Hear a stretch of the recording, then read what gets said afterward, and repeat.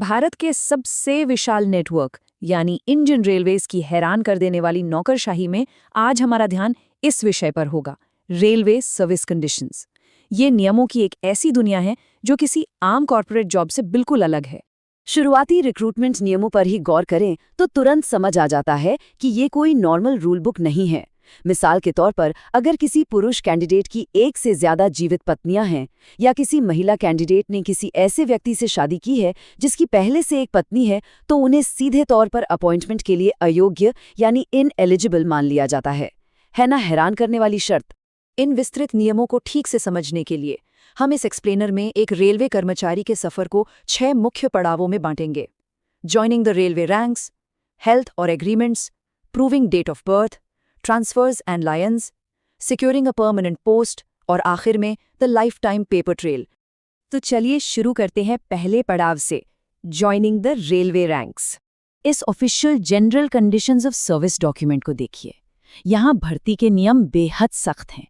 उम्र और पे स्केल्स के अलावा अगर कोई प्रोबेशनर अपने डिपार्टमेंटल एग्जाम्स क्लियर नहीं कर पाता तो उसके परिणाम काफी गंभीर हो सकते हैं। उसका अपॉइंटमेंट रद्द किया जा सकता है या फिर इंक्रीमेंट रोका जा सकता है। और एंट्री की हायरार्की यहाँ बिल्कुल मैथमेटिकली तय है। ग्रुप ए के अधिकारियों को कठिन यूपीएससी एग्जाम्स या ग्रुप बी के प्रमोशन के जरिए चुना जाता है, जबकि ग्रुप डी की भर्ती स्थानीय स्तर पर जोनल रेलवेज द्वारा की जाती है। हर रैंक का अपना एक अलग और निर्धारित रास्ता है। अब आते हैं दूसरे पड़ाव पर, हेल्थ, सेफ्टी एंड एग्रीमेंट्स।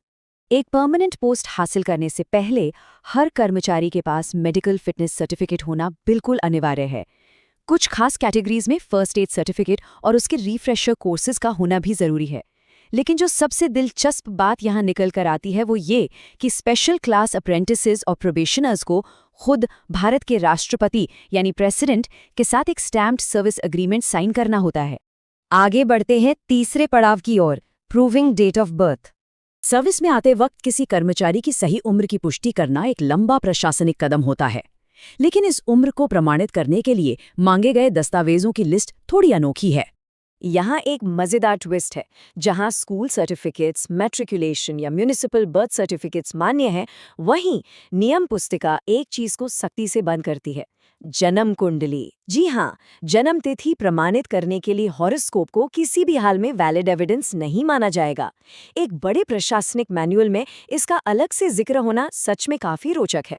चलिए देखते हैं चौथा पड़ाव, transfers and retaining लियंस।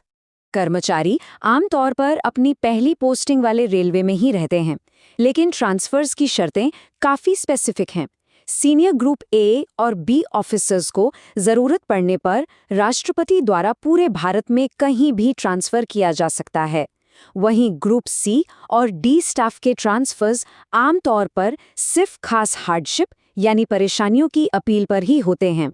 Railway transverse को समझने के लिए एक बहुत ही जरूरी टेक्निकल टर्म को जानना होगा और वो है लियन। लियन किसी भी परमानेंट कर्मचारी का अधिकार है जो उन्हें अपनी ओरिजिनल पोस्ट से एक एंकर की तरह बांधे रखता है, जब तक कि वो किसी नई जगह पर पूरी तरह से एब्जॉर्ब नहीं हो जाते। ब्यूरोक्रेसी इस लियन को बहुत ही ध्यान से मैनेज करती है। जैसे अगर कोई कर्मचारी 3 साल से ज्यादा के लिए फॉरेन सर्विस या देश से बाहर डेप्यूटेशन पर जाता है तो ये लियन सस्पेंड हो जाता है। लेकिन नियम ये भी सख्ती से कहता है कि लियन को तब तक टर्मिनेट नहीं किया जा सकता जब तक कि उस कर्मचारी के पास किसी नई जगह परमानेंट पोस्ट न आ जाए।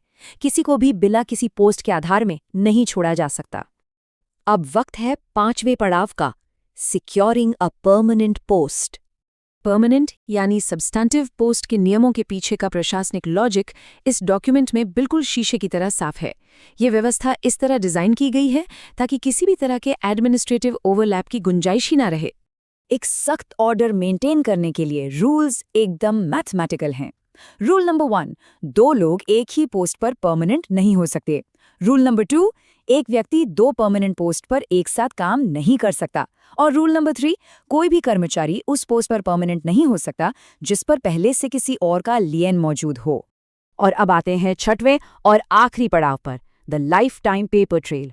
पूरे करियर में कन्फर्मेशन सिर्फ एक बार होता है, एंट्री ग्रेड पर सक्सेसफुल प्रोबेशन के बाद इसके बाद कर्मचारी के हर एक इवेंट और ली गई छुट्टियों का आजीवन हिसाब एक डेडिकेटेड सर्विस शीट बुकलेट में हमेशा के लिए दर्ज किया जाता है। और जब भी ट्रांसफर होता है तो एसोसिएटेड अकाउंट्स डिपार्टमेंट्स द्वारा इस पूरी डिटेल का सख्ती से वेरिफिकेशन किया जाता है। इन सभी तथ्यों को जानने के बाद एक बेहद रोचक सवाल पैदा होता है।